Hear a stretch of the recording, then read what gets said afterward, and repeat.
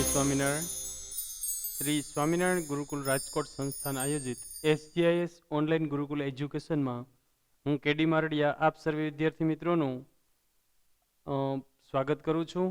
जय स्वामीनारायण। आज આપણે પાઠ 12 નો પાર્ટ 2 એ જોઈશું વિદ્યાર્થી મિત્રો, જેમાં રાની પાઠની અંદર ગયા વખતે આપણે છેલ્લા મુદ્દામાં એવી ચર્ચા કરેલી કે મહાદેવી વર્મા જ્યારે નાના હતા ત્યારે એના બાળપણની અંદર એના પોતાના પરિવારમાં એક ઘોડી એક સભ્ય તરીકે જ્યારે આવે છે ત્યારે પહેલાં તો એને શરૂઆતમાં એ ગમતું નથી, પણ પછી એની સાથે એ ધીમે ધીમે મિત્રતા બાંધે છે અને આજે આપણે પાછા નવા મુદ્દા એ સાથેથી આપણે શરૂ કરશું વિદ્યાર્થી મિત્રો। અને હિન્દી સાહિત્ય જગતમાં મહાદેવી વર્માનું નામ આધુનિક મીરા તરીકે પણ ઓળખવામાં આવે છે। अब विद्यार्थी मित्रों, पिछले मुद्दे के साथ हम फिर से जुड़ जाते हैं।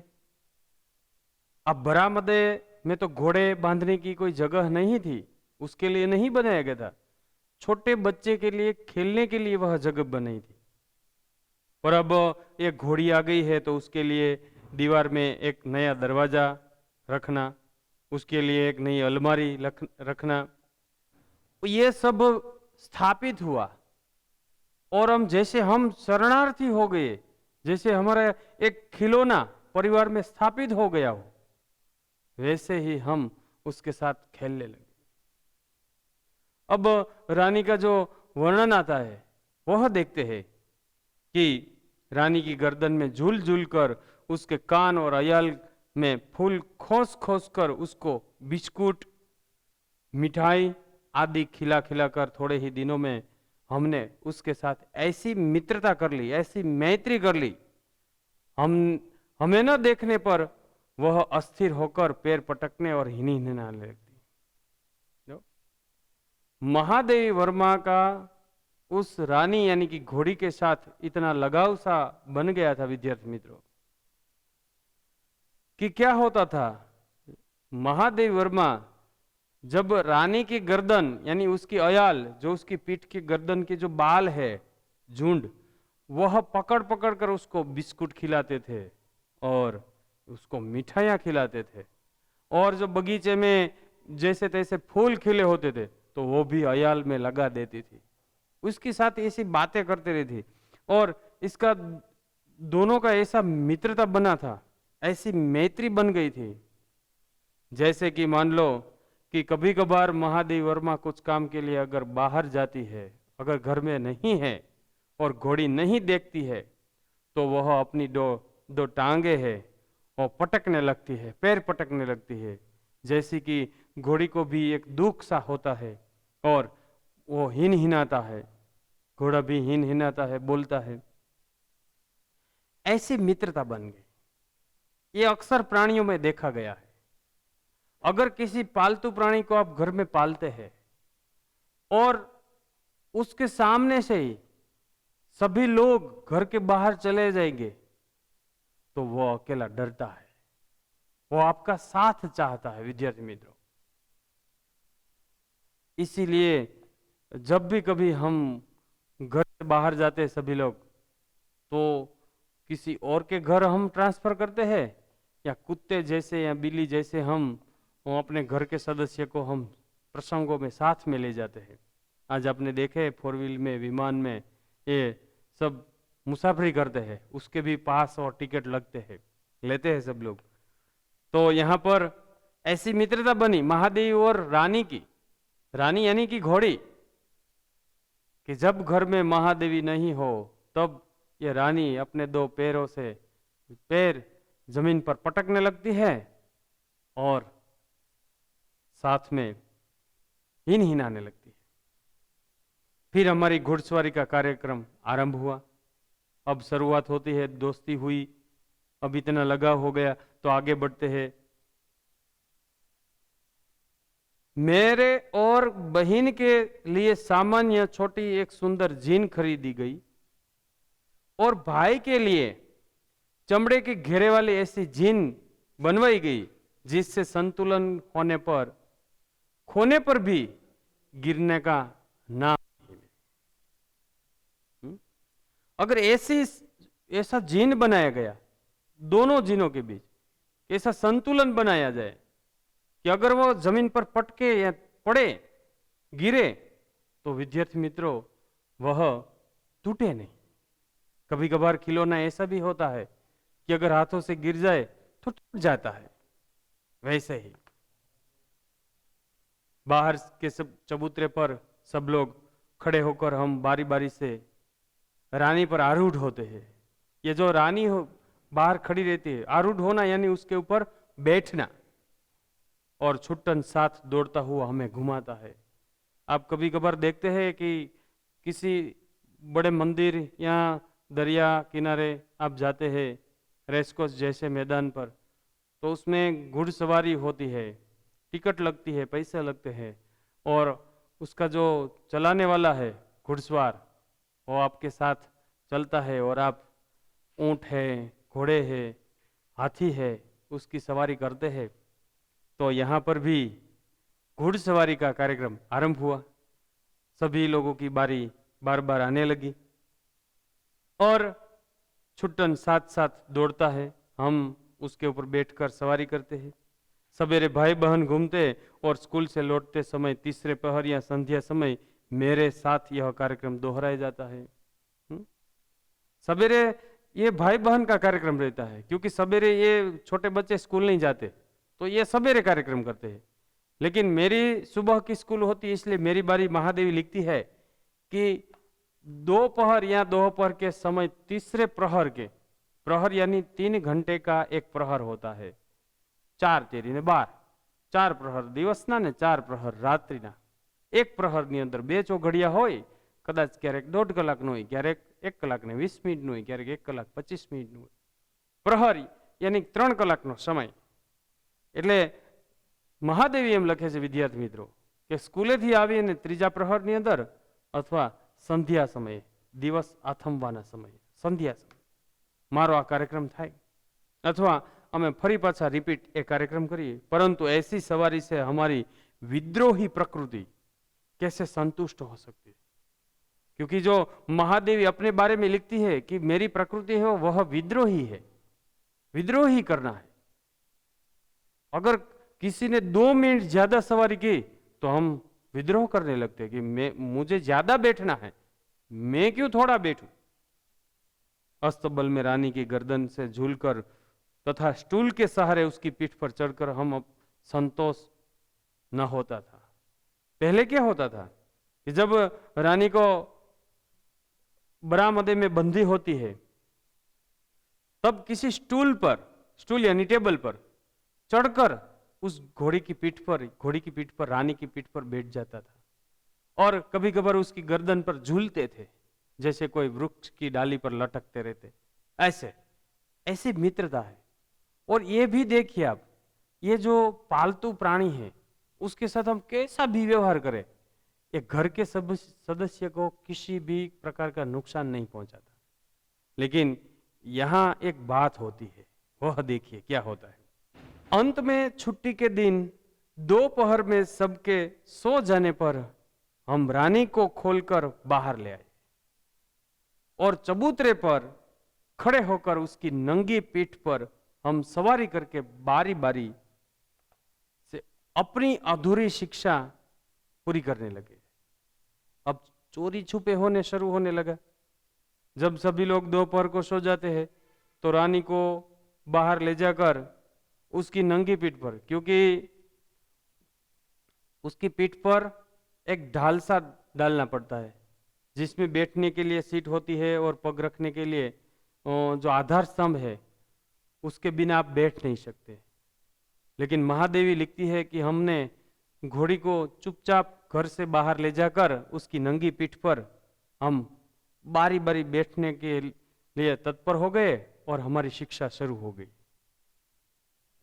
यह स्वाभाविक ही था कि ताज रानी हमारी अराजक प्रवृत्तियों से प्रभावित हो जाती है, क्योंकि बच्चों ने अराजकता फैलाई थी, शांति नहीं थी। घोड़ी भी उसकी प्रभाव में आ गई थी। वास्तव में बालकों में चेतना से विभिन्न स्तर में बोध न होकर सामान्य चेतना का ही बोध होता रहता है। विशेष कोई बोध नहीं, सामान्य बोध। अंत में उनके लिए पशु पक्षी वनस्पति सब एक परिवार सा हो जाता है। उस घोड़ी को भी यह समझ आता है कि ये छोटे बच्चे हैं और बच्चे के साथ ऐसा सलूक नहीं करते। सामान्य स्तर पर वो बोध रहता है। निक्की रानी की पूंछ से झूलने लगता था। रोजी इच्छानुसार उसकी गर्दन पर उछलकर चढ़ती और नीचे कूदती थी। हम सब उसकी पीठ पर ऐसे गर्व से बैठते थे मानो जैसे कोई मयूरासन पर, जैसे कि कोई सिंहासन पर हम बैठे आसीन हो गए हो, ऐसे लिखते हैं। क्योंकि उस घर में 2 छोटे और बच्चे भी थे। जिस निक्की रानी था उसका नाम, और एक का नाम था रोजी। और उसकी इच्छा अनुसार वो कभी कभार उछल कूद भी करती थी, लेकिन हम उसके पूंछ के झुंड से लटकते रहते थे और मस्ती करते रहते थे। और कभी कभार उसके सिर पर बैठ जाते थे तो मानो ऐसा लगे जैसे कोई मयूरासन पर बैठा हो, कोई राजा सिंहासन पर बैठा हो। रानी हम सब की शक्ति और दुर्बलता जानती थी। रानी ये जानती है छोटे बच्चे हैं कितने शक्तिशाली है, कितने दुर्बल है, कितने निर्बल है। उसकी नंगी पीठ पर अयाल पकड़कर बैठने वालों को वह दुल की चाल से इधर उधर घुमाकर संतुष्ट कर देती थी। परंतु एक बार मेरा मन बैठने को हुआ और मेरे भाई के हाथ में एक पतली संटी थी। संटी यानी सोटी, जो लकड़ी की होती है। और जब मैं उस रानी के पीठ पर बैठने गई तब मेरे भाई ने पीछे से एक सोटी घुमाकर उस रानी के पैरों में मार दी। अब क्या होता है? अब घोड़े को अपना स्वाभिमान याद आ गया। वो आहत हो गया, जैसे कि कोई उसे कोई दुखद घटना याद आ गई हो। ऐसा डर कर वो खफा होकर वो भागने लगी। मानो भागने के लिए सड़क, पेड़, नदी, सरोवर, नाले सब कुछ पकड़कर बांधने रखने लगा। ऐसा संकल्प किया हो जैसा कि हम चारों तरफ घूम करेंगे। ऐसे घोड़ी भागने लगी। अब बिना उस पायदल यानी कि उसकी जो पैरों की रखने के लिए जो आधार है और उसका जो आसन है, अगर उसके साथ आप नहीं बैठेंगे तो थोड़े ही समय में आप गिरोगे। अब ऐसा ही हुआ महादेवी के साथ। कुछ दूर मैंने अपने आप को स्वयं उड़न खटोला पर संभाला, परंतु गिराना तो निश्चित था।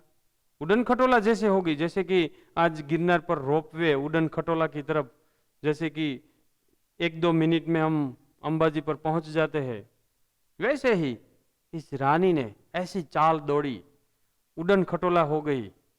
और उसके जो अयाल के बाल है, वो झुंड है, वो पकड़कर अपने आप संभाला महादेवी ने, लेकिन एक बार गिराया अवश्य। मेरे गिरते ही रानी मानो अतीत से यानी कि भूतकाल से वापस वर्तमान में आ गई हो और निश्चल खड़ी हो गई, जैसे कि कोई उसका कोई भूल ही नहीं है, जैसे उससे पश्चाताप हो रहा है। साथियों को चीख पुकार से सब दौड़े और फिर बहुत दिनों तक मुझे बिछोने पर पड़ा रहना पड़ा।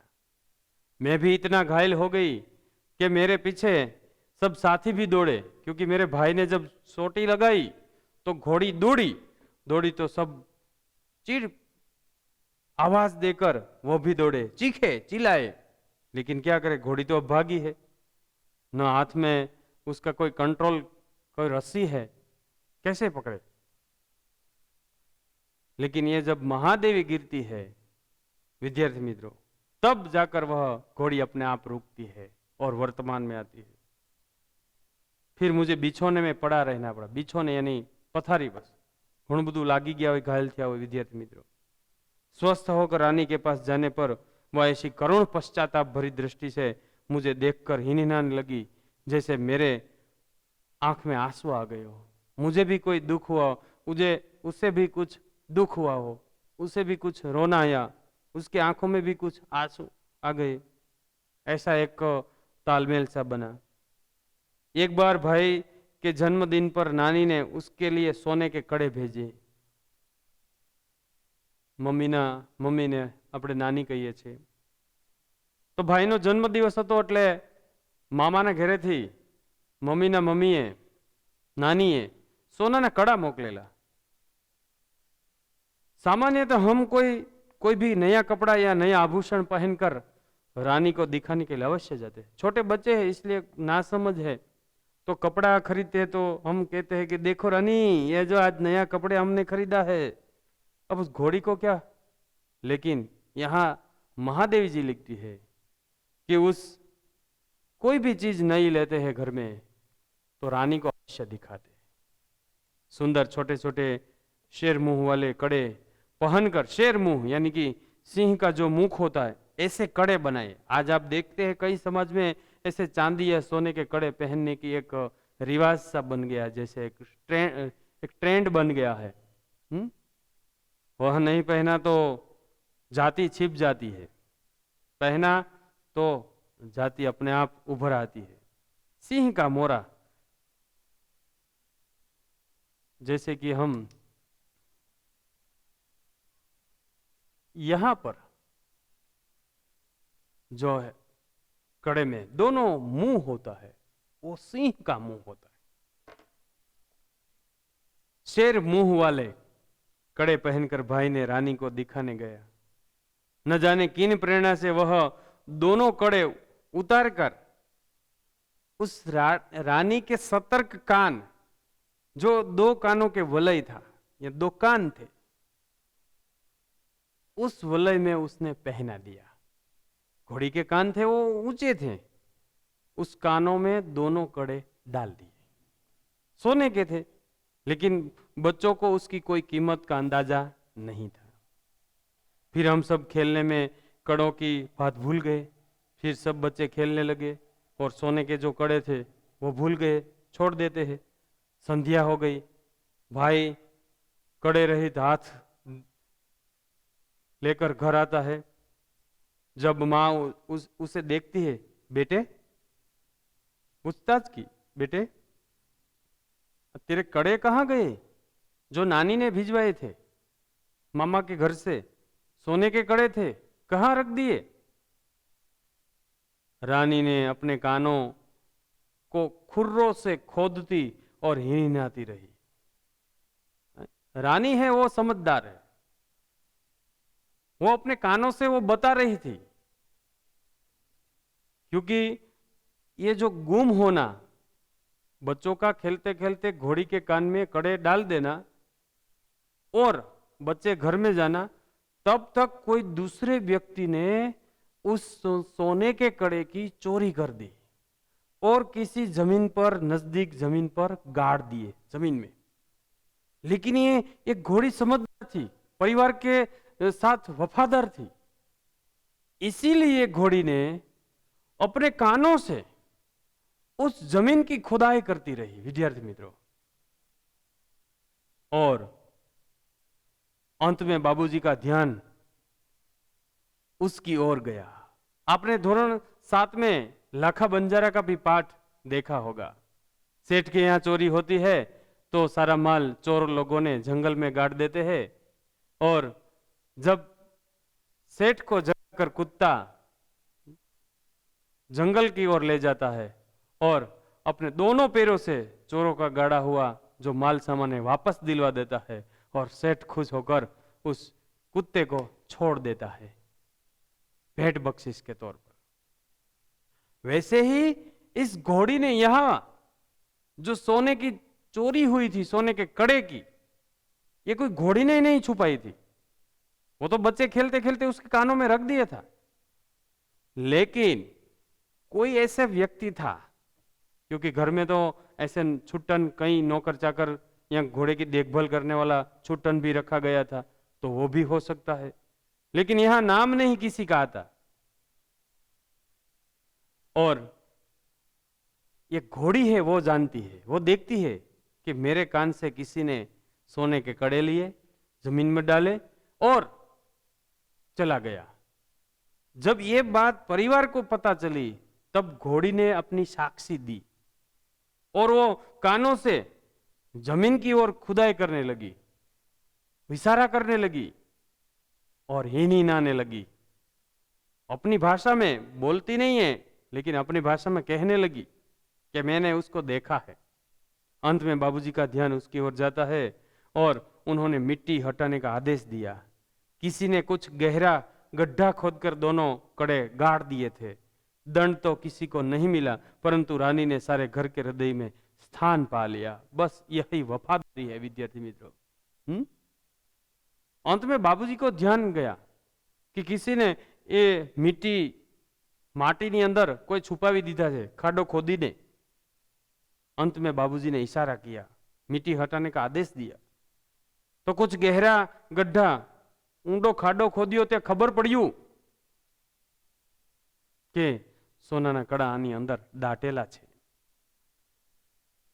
अब दंड तो देना आवश्यक है, लेकिन किसी को नहीं मिला, क्योंकि जब साबित होता है तब दंड ही आ जाता है।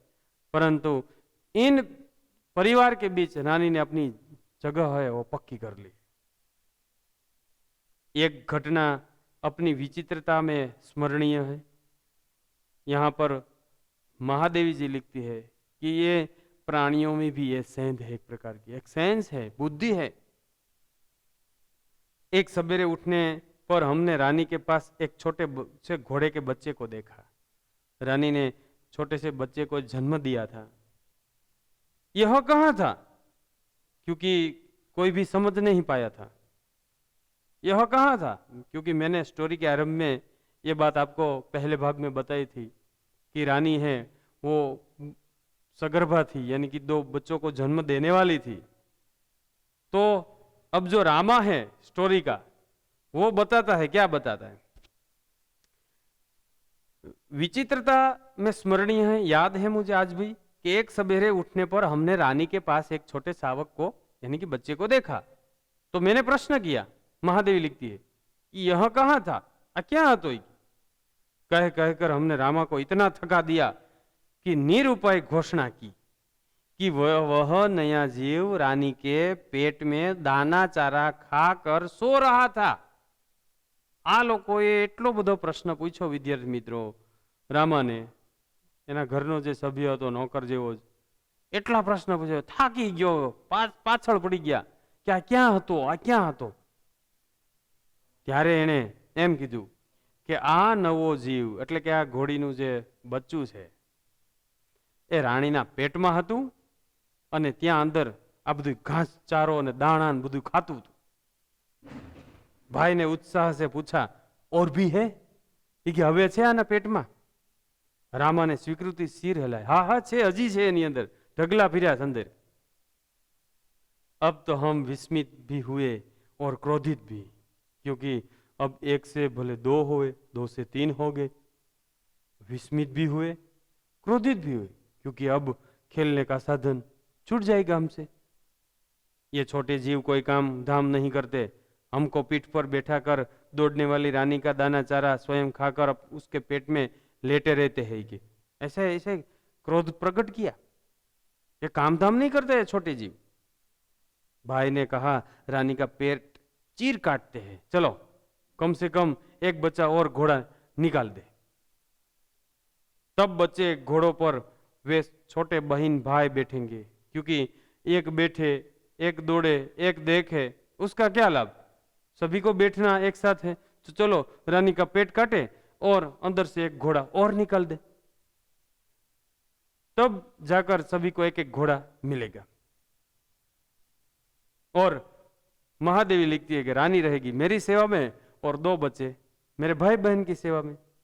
प्रस्ताव मुझे भी उचित जान पड़ा, पर जब एक दोपहर वह कहीं से शाक काटने की, यानी सब्जी काटने की जो चाकू लाया, मेरे सास ने जवाब दे दिया। एक और भी समस्या है। क्या समस्या है? कि हम रानी के पेट से ये शिशु, ये बच्चे को हम निकाल तो लेंगे उसका पेट काटकर, लेकिन उसका पेट सिएंगे कैसे, ये समस्या है। चलो रानी के पेट से शिशु निकाल दिया, तो उसका पेट सिएंगे कैसे? रामा ने प्रश्न कहा। मां की मुहिन और मुहिन सी सुई तो सीना संभव नहीं था। अब जो मां के पास सुई धागा है उससे तो काम नहीं बनेगा, क्योंकि उसका जो चमड़ा है वो इतना जाड़ा होता है, सोई टूट जाती है, वो तो नहीं चलता। टाट सिरे का बड़ा सूजा रामा अपनी कोठरी में रखता था, पर जहां हमारी पहुंच नहीं थी। फिर एक नया आइडिया आया कि रामा के पास ये टाट सीने की एक सुई है जो अपनी कोठरी में रखता है, लेकिन हम वहां पहुंच नहीं पाते, कुछ ऊपरी स्तर पर रखता है, तो हम नहीं पहुंच पाते।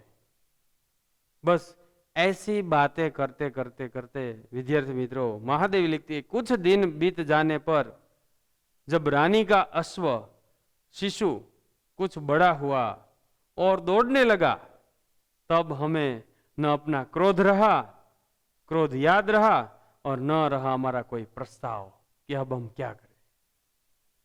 तो ऐसे ही विद्यार्थी मित्रों, महादेवी जी लिखती है कि एक रानी नामक एक घोड़ी है, उसके परिवार के साथ कैसे जुड़ जाती है, उसकी मित्रता कैसे बनी रहती है, घोड़ी सब बच्चे को कितना सहन करती है, लेकिन फिर भी सभी को इतना प्यार देती है, परिवार को एक चोरी से बचाती है और परिवार में एक नए बच्चे को जन्म देती है और एक नया एक अश्व शिशु है वो आता है इस दुनिया में।